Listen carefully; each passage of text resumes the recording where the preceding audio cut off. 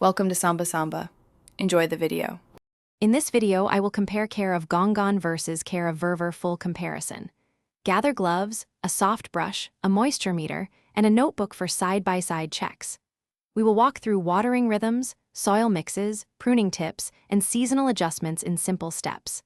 I will point out key differences and show quick troubleshooting for pests, nutrients, and stress signs so you can care confidently for each plant. In this segment, we cover watering schedules, soil mixes, and drainage strategies with clear, usable tips. Gongon likes steady moisture, while Verver tolerates brief dry spells and needs fast-draining substrate.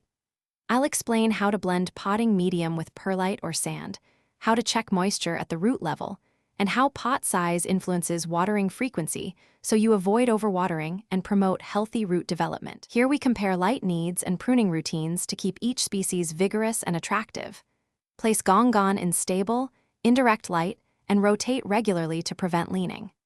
Give Verver brighter exposure but protect it from peak sun to avoid leaf scorch.